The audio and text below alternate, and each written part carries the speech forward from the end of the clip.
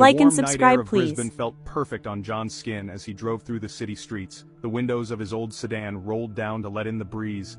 Neon lights flickered outside his window and laughter echoed from the bustling crowds heading into bars and clubs. Life had never felt so easy.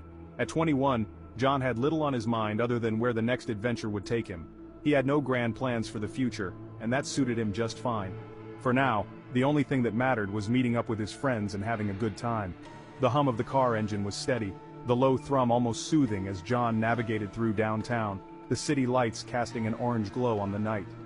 He reached for the radio dial, turning up the music as he pulled into a parking lot about 2 kilometers away from the bar where the night's party was already in full swing. The spot wasn't ideal, but it was all he could find on such a busy night. He grabbed his jacket, checked his phone for the time, just after 9 p.m., and smiled. "This is gonna be a good one," he muttered to himself, locking the car and setting off down the street. Brisbane was alive tonight, buzzing with energy, and John fed off it. He wasn't thinking about the headlines that had dominated the news for the past month, the rising tensions between global powers, the threats of war, the ominous whispers of nuclear conflict.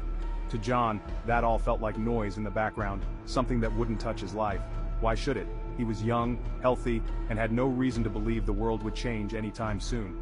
Right now he just wanted to enjoy the night, drink with his friends, and forget about anything serious.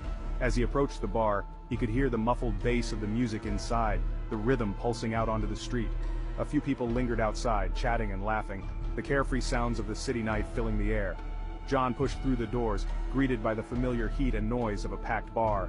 The music was louder inside, the throb of it vibrating through his chest as he made his way to the counter. He flashed a grin at the bartender and ordered a drink, already feeling the excitement of the night wash over him. For the next few hours, time seemed to blur.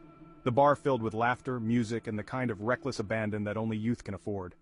John lost track of how many drinks he had, how many times he danced, or how many conversations he drifted in and out of. The weight of the world outside seemed non-existent, and for a while he felt invincible. Life was good, simple. No worries, no responsibilities, just fun. But as the night wore on, the mood began to shift. John was leaning against the bar, nursing his latest drink, when he noticed a change in the atmosphere. A dull, distant rumble made the floor vibrate ever so slightly. He looked up, frowning, trying to make sense of it. Was it thunder? A storm rolling in? No, this was something else. The rumble grew louder, a deep, rolling sound that seemed to come from everywhere at once. It was enough to make the chatter in the bar falter, the music still blaring but no longer drowning out the unease spreading through the room. "What the hell is that?" someone nearby muttered. John's stomach tightened. Something was wrong. He could feel it in his gut, an instinct that told him this was no ordinary night. The ground beneath his feet seemed to tremble, and before anyone could react, the blaring wail of an air raid